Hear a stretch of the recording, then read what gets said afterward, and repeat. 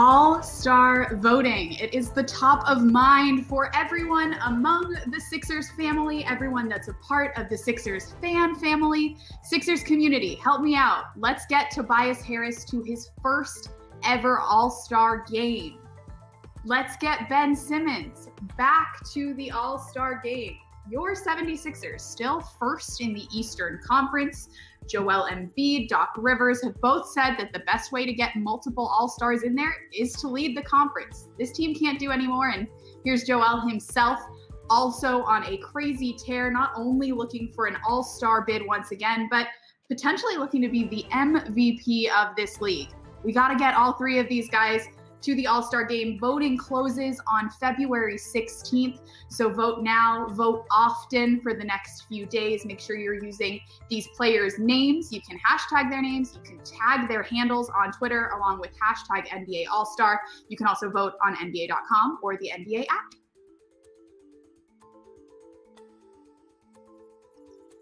What's going on, everybody? I am Lauren Rosen. Welcome to 7-6 Live Countdown presented by Tissot. Brian Seltzer, unfortunately off today, but he held it down for me on Thursday. I got to do the same today. The 76ers getting ready for a matinee. I don't know about you guys at home, but I love a day game. I love the opportunity to see this team play while the sun is still out, especially while on the West Coast. The last couple of games obviously tipping at 10 p.m. Eastern. So maybe just one cup of coffee today instead of a few. Thank you, as always, for joining us on 7-6 Live Countdown, and let's go ahead and get into it. This is the third game for the 76ers on their 4-game West Coast road trip. They are 1-1 thus far, winning their first outing in Sacramento. That was a 119-111 win on Tuesday, and then falling in Portland in what was such a close, tight game, 118-114, losing to the Trailblazers, unfortunately, for the second time in a week. But it was a close one. It was a hard-fought battle. And right now, we remember at the end, Seth Curry with a massive three to keep the Sixers alive. We saw strong performances from all three of those potential All-Stars from the 76ers, particularly Ben Simmons was looking really aggressive. We will talk a little bit more about his near triple-double in just a little bit. But Ben looked phenomenal. He looked aggressive, and an aggressive Ben is a scary Ben. An aggressive Joel, a scary Joel. They were getting it done on both ends of the floor. Ben Simmons poking out one of his trademark steals there and finding the big fella on the other end. It's been a pleasure to see the way that their chemistry has come along as the Sixers 1-2 punch. There's Ben again on the defensive end with the chase down block. He has been just so strong on both ends of the floor. And in just a little bit, we're going to hear him talk a little more about that defense. And obviously great to see a 3 fall for Matisse Thybulle, who has been a defensive ace for this team. Ben Simmons again getting it done at the rim there. And as the game got into the bowels of the game, as our friend Mark Zumoff would say, it was too close for comfort. Carmelo Anthony came in huge. Damian Lillard, 30 points. Unfortunately, the Sixers just didn't have quite enough gas, but this is a team that has been really good overall in clutch game situations. They are 11-2 in clutch situations. That 11 mark, when the team is in a close situation, that 11 games, 11 wins in clutch time, that's best in the league, tied with the Lakers. No team has more than 11 clutch wins. And you saw, we talked about it already, Seth Curry with the big bucket to tie things up with 22 seconds left. The Sixers would get one more possession, but ultimately it resulted in a turnover, and it wasn't quite enough as the Blazers ended up taking this one 118-114. Doc Rivers, we heard from him post-game, and of course we know that the Sixers have won a lot of close games, and you can't win them all. I personally wouldn't put too much stock into this one. This is a game that the Sixers played really well in. They saw strong contributions across the board. Love to see a big shot for Seth Curry at the end, but just not quite enough to ultimately get them over the edge. Doc Rivers talked about what went wrong post-game. I thought more in the third. I thought to end the third, to start the fourth. I thought that was a turning point in the game. Went to our bench. And honestly, it's funny. I actually thought, though they scored, I thought it was more on our offensive inefficiency. I think the second unit had 1 assist for the game as a group. I just thought the ball stuck. We took tough, bad shots, and that got them running. That got them easy baskets. That got Carmelo going. And once Carmelo gets it going, he's still Carmelo, and he reminded us of that today. Did you? Last play was a tough foul on Tobias. They had to call it. I thought Carmelo tripped, but lucky for them, he tripped into Tobias. That foul's always going to be called. And interesting to hear Doc Rivers say that he felt more that it was offensive inefficiency than a defensive problem, which, if you're looking for silver linings, probably is one, as this is a Sixers team that wants to make its money on the defensive end, wants to set the tone there. And we will hear from the two stars about what happened on the defensive end in just a little bit. But we got to talk about Joel Embiid, who continues to be on this MVP type tear. We're getting the MVP situation trending on Twitter if we can. Joel was fantastic against Portland. Once again, 35 points, 9 rebounds, 3 assists, 2 blocks. He just showed how dominant he can be, how dominant he continues to be, and how versatile he is. They are obviously getting to the rim with that big dunk.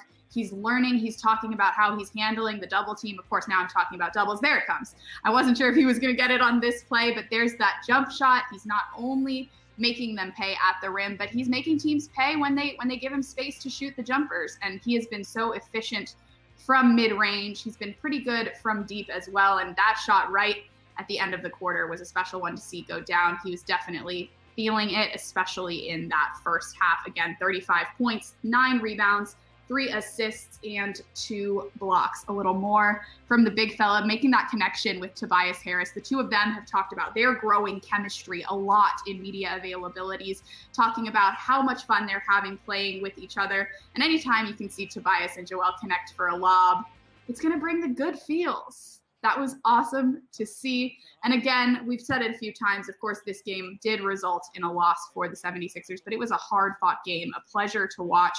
One of those just really enjoyable games to watch from start to finish. And of course, you'd love to see the Sixers end up on the winning end. But you also love to see a lot of little moments like that. Joel finding Ben, another pair that's working on their chemistry, getting hype about playing together. Ben being aggressive, getting to the rim.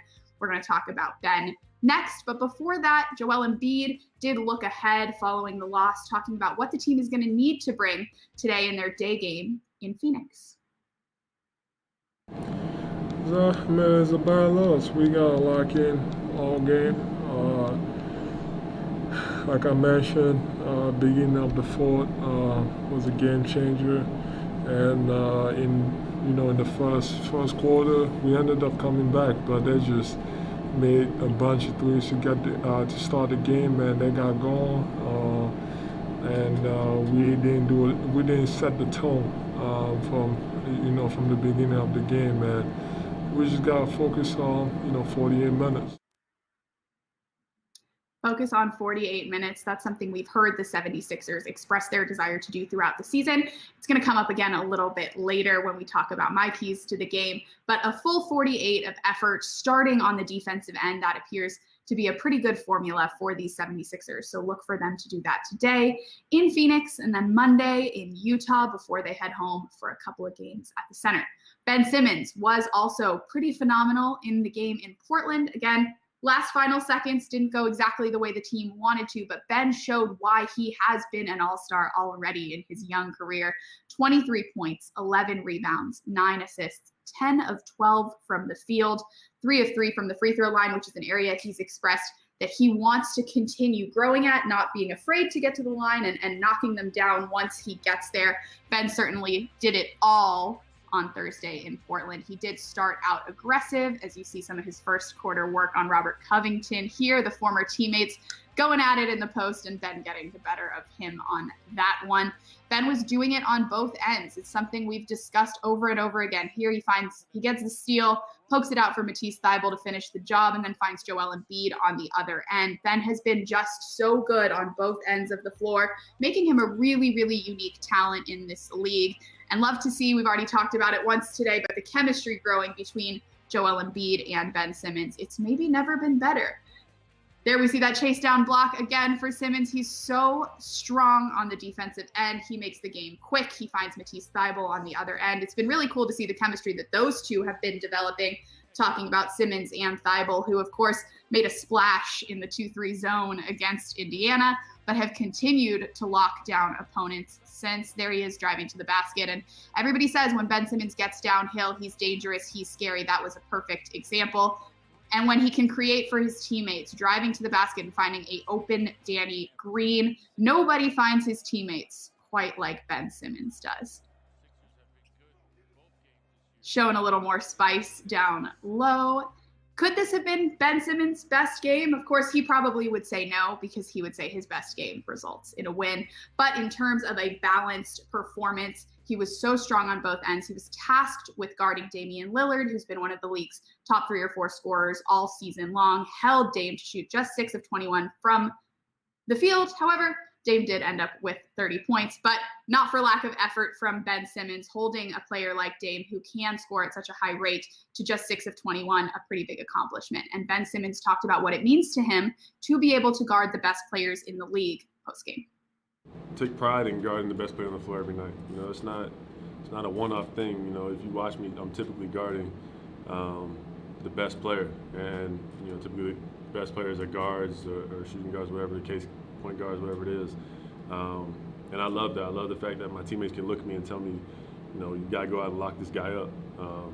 You know, there's nights that guys go off. It's gonna happen, but you know, most of the time I feel like I'm doing a good job and making the right plays, and you know, I feel like I'm the best defender in the NBA. Those are pretty big words. I feel like I'm the best defender in the NBA, says Ben Simmons. I personally am a little biased, but I don't disagree. Ben has been just so strong on both ends, which leads us, of course, to the way we started this 7-6 live countdown presented by Tissot, talking about All-Star. If he's the best defender in the league, he's already an All-Star.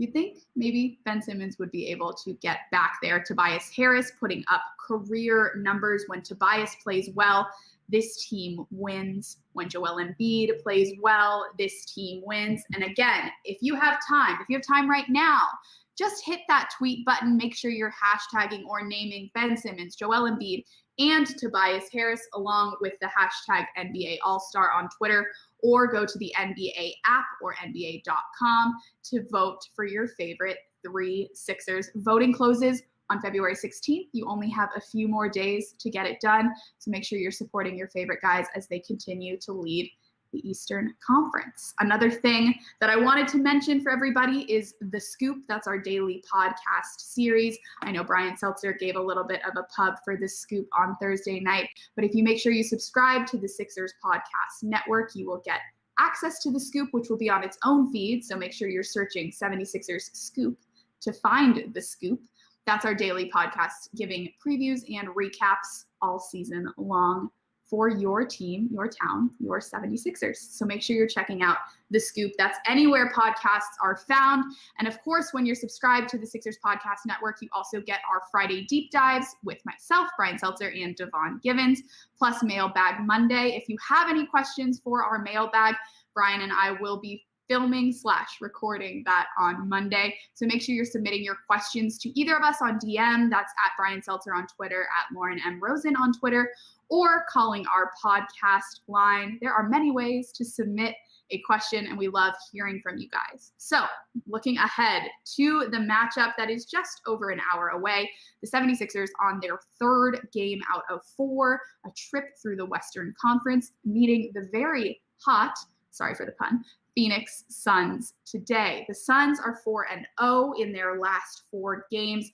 They had a really impressive outing on Wednesday night, meeting the Milwaukee Bucks, who are right up at the top of the Eastern Conference, along with the 76ers. The Suns were able to pull that one out, 125-124 against reigning MVP Giannis Antetokounmpo and company. The Suns boasting 2 really, really strong offensive weapons, smaller guys, guards that can get it done. One newer on the scene, Devin Booker. One, a seasoned veteran in this league in Chris Paul. Just before this show began, Doc Rivers talked about Chris Paul. He said that Chris Paul is special because of his skill, his brains, and his toughness. He believes he's a Lambeer type player, just a little bit smaller. Doc Rivers has a lot of respect for Mr. Chris Paul. So when you scout the Suns, you got to look at those two guys, which I think can lead us right into our Tissot keys to the game segment. My key to the game, pretty simple today. I kind of already gave it away. It's also simple in name. So my Tissot key to the game is guard the guards. We talked about those two phenomenal guards, Devin Booker and Chris Paul. Booker had 30 points, 6 rebounds against the Bucks on Wednesday. Paul had 28 points, 7 assists against the Bucks. And Giannis Antetokounmpo had 47 points. But the work that those two Sun guards were able to do against the Bucks was enough to put the game away for good. So, perimeter defenders, I'm looking at you, Ben Simmons. I'm looking at you, Matisse Thybulle. Big days, big opportunities for those two to keep Booker and Paul on lock. If they can do it, I don't think DeAndre Ayton is much of a match for Joel Embiid down low. Should be a win. I went a little bit over the 24 seconds there, but because I'm the only one with a key to the game today, I figure that's okay. That'll do it for our Tissot keys to the game segment. Shout out to Tissot, as always, for being our sponsor of this show that we love doing so much. Anyway, that's all for me. Philadelphia 76ers at the Phoenix Suns, 3 p.m. Eastern, which means we have an hour and 6 minutes to be exact. Make sure you're checking in at NBC Sports Philadelphia, where Mark Zumoff, Ala Abdelnaby will have the call, or listen along with our friend Tom McGinnis on 97.5 The Fanatic. The day game. We love a day game in this household. My household, of course. Not many of us here, but we do love a day game. Enjoy today's game. Make sure you're staying safe. Sixers fans, we love you. We miss you. We hope to see you soon. And thanks as always for tuning in. Thank you to Ryan Coletti and Trevor Gaffney behind the sticks. Thank you to Brian Seltzer, who will be back with me on Monday for always showing up and showing out. Join us on Monday for 7-6 Live Countdown presented by Tissot. That'll be ahead of the Jazz game. We'll see you then. Enjoy the game, everybody. Thanks.